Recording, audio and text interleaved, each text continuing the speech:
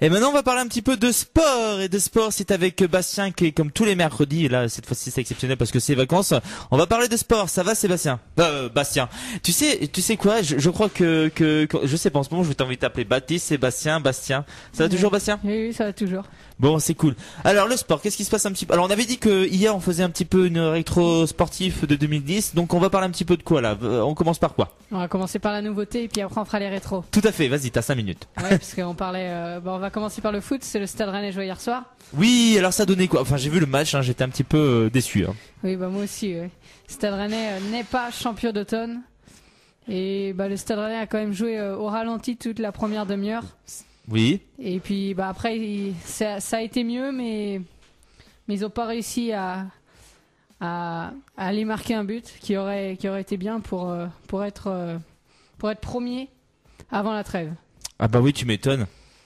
Mais faut quand même retenir que le Stade Rennais est sur le podium, est à un point du leader lillois, mais qui compte un match en moins. Et ce match a quand même montré qu'il fallait recruter un attaquant d'urgence au Stade Rennais. Parce que, oui, d'ailleurs, l'entraîneur avait, je crois qu'il y a pas très longtemps, il était en train de taper du poing auprès de l'administration du Stade Rennais pour justement recruter un attaquant. Hein. Ouais, et on avait parlé aussi d'un défenseur, mais non, ils vont pas en recruter un, sachant qu'ils vont encore faire jouer des jeunes du centre de formation, Djebour et Boy. On va parler un peu de Brest, parce que eux aussi, eux, ils ont fait une grosse performance. Par contre, ils ont tenu en échec l'Olympique de Marseille. Il faut quand même savoir que l'Olympique de Marseille n'a jamais gagné à Brest en 8 confrontations et que hier, les 10 premiers du championnat n'ont pas gagné. Donc c'est quand même drôle quand même. Ah, c'est vrai, c'est marrant, c'est ça. C'est drôle quand même finalement. Comme quoi l'OM ne fait pas si peur que ça. Hein. L'OM cette saison n'est pas très très bon. Non, tout comme Lyon. Quoique Lyon a remonté pas mal quand même. Oui, mais Lyon c'est. Ouais, mais ils se sont quand même bien battus au niveau coupe de la Ligue enfin au niveau oui, c'est de la Ligue. League, ouais. Voilà, Champions League, excuse-moi. Je n'ai pas les termes moi non plus. Donc à la fin de cette phase aller, Lille est premier avec 32 points, le Stade Rennais suit en 3e position, 1 point derrière, donc c'est très très bien. C'est parfait même. Le promu Brest est 7e avec 28 points et Lorient est 12e avec 25 points. Donc en Espagne, notre Français, notre Frenchie Karim Benzema a marqué un triplé face à Yebente, la victoire du Real 8-0 quand même. Ah, c'est pas mal, c'est vraiment pas mal. Hein. Ouais, voilà, on peut se dire que Auxerre était quand même bon face au Real, hein, parce qu'ils s'en sont pris que 4. c'est vrai, c'est pas mal. Enfin... Et Guingamp a gagné face à Rodez, Guingamp qui est 2e de national et qui veut revenir en Ligue 2 et je pense que ça va être possible pour les Guingampais cette saison. Donc, il y aura encore la revanche du match de tennis entre Rafael Nadal et Roger Federer. Hier soir, c'était à Madrid et c'est Rafael Nadal qui a gagné en 3-7, 7-6, 4-6, 6-1. D'accord. Il faut quand même savoir que mardi à Zurich, ce match a quand même récolté 2 millions d'euros pour l'association de Federer. Donc ah oui, quand même, c'est pas rien. Et là, il y a une petite anecdote. Le stade où ils ont joué à Madrid va être coupé en morceaux et ils vont vendre les morceaux pour l'association à Nadal cette fois-ci. D'accord, c'est une très belle.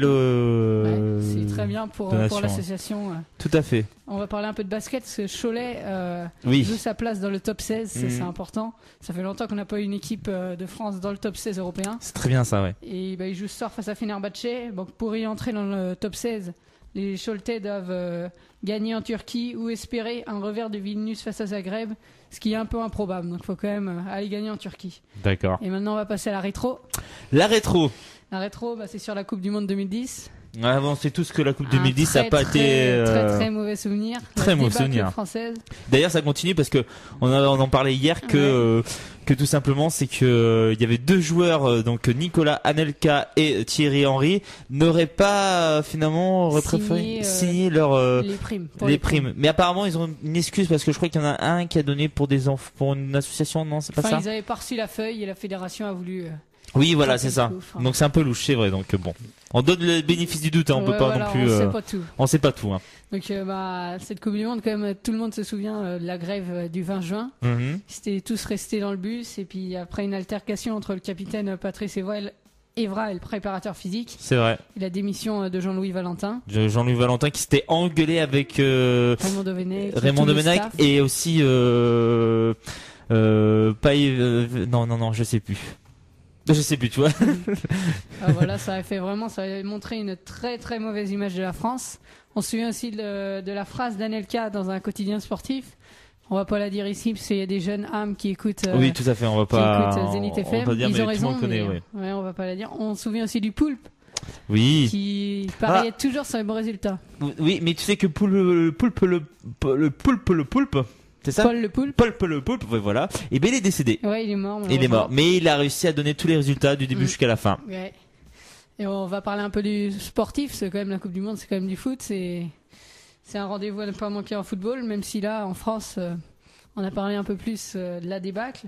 Donc, la France a terminé dernier de son groupe, avec un point quand même, elle a sauvé l'honneur, un but aussi, de Florent Malouda. Et le premier, c'est l'Espagne qui a gagné au tir au but face aux Pays-Bas, un but d'Andrés Iniesta, qui est toujours en course pour le Ballon d'Or France Football FIFA cette année. D'accord. Les troisièmes, c'est l'Allemagne, très bon aussi dans cette Coupe du Monde, et la surprise, c'était quand même en quatrième l'Uruguay. C'est vrai, l'Uruguay qui s'est bien battu. Et on va parler juste vite fait de la prochaine Coupe du Monde qui aura lieu en 2014 au Brésil. Alors au Brésil, ça va être super chaud parce qu'il va faire une chaleur torride là-bas. Et puis le Brésil, sachant que le Brésil, ils sont la capitale du football mondial. On peut dire ça comme ça. Donc là, l'équipe du Brésil aura vraiment une puissance énorme avec les supporters brésiliens. Ça va être. C'est les recordman de vainqueurs de Coupe du Monde, les Brésiliens. Ouais. Mais oui, les recordman, mais maintenant ils sont plus recordman. Ça va être. Moi, je parierais plutôt pour l'Allemagne dans 4 ans. Ouais. Par contre, la France terminerait bien, mais je prendrais plus pour l'Allemagne parce que l'Allemagne, c'était un bon élément quand même. La France, moi, je pense plus pour l'Euro 2016. Ils sont prêts là. Oui. Parce qu'il faut savoir qu'en 98, ils ont mis 5 ans de 93 à 98, ils sont arrivés à maturité, on va dire. Et là, là, on va mettre jusqu'à 2016, quoi. 2016, on pourrait gagner la Coupe d'Europe. Ouais, en France en plus. En France, donc ça tombe bien. Et en 2022, la FIFA veut que ça se joue en hiver, quoi. Il y a un débat entre hiver et été, puisqu'au Qatar, il fait très chaud en été. Ils veulent faire des stades climatisés. Ils disent que c'est écologique, mais bon. Oui, on est pas sûr. Ça sera affaire à suivre, bien sûr. Ça va être le feuilleton. Le feuilleton de l'année 2011. Voilà, exactement. Écoute, c'est tout pour aujourd'hui? Oui, c'est tout pour aujourd'hui. D'accord, on se revoit demain? Ah oui.